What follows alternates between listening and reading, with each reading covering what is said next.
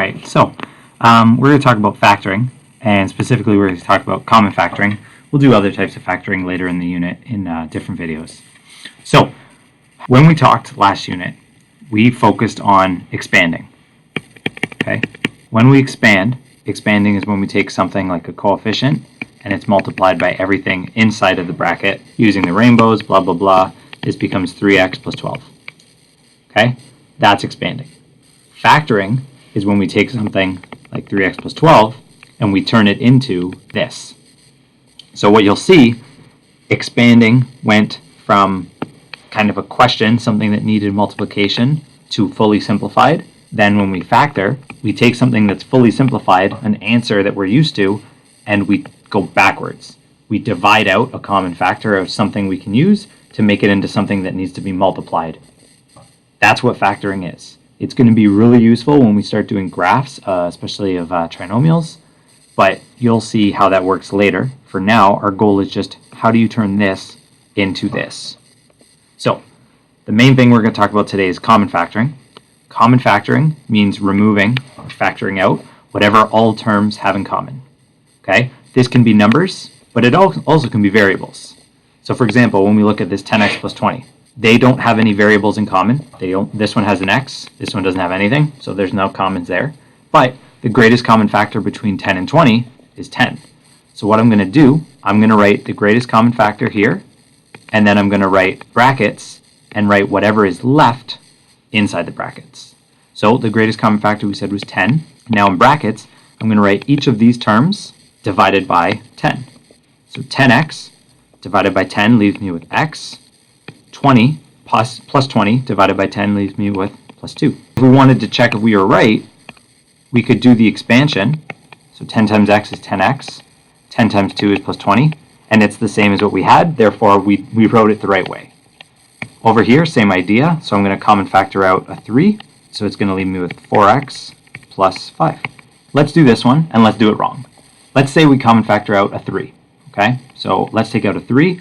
It's going to leave me with 30x plus 10y. Now, you will notice within this, there's still something more we can factor. We could actually factor out a 10.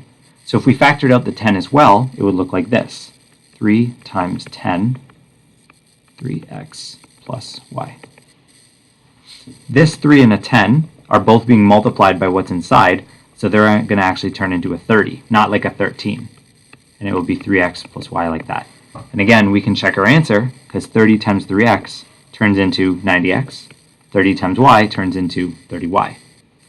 Now, there's questions that have variables as well. So we have 10x squared plus 13x. In this case, they both have an x. So we're going to factor out the x, and I'll be left with 10x. Remember, x squared divided by x leaves me with x, plus 13. Here, we have x's in both of them, so again, I'm going to factor out an x. We're going to have 2 plus 5y. That y is going to stay because there was no y's in the first term. Now, when it's multiple variables, it works the same way. I'm going to factor out an x, and then I'm going to be left with 10x squared plus 3x plus 13. Now, the last example I want to do is a little trickier. So if we have something like this minus there.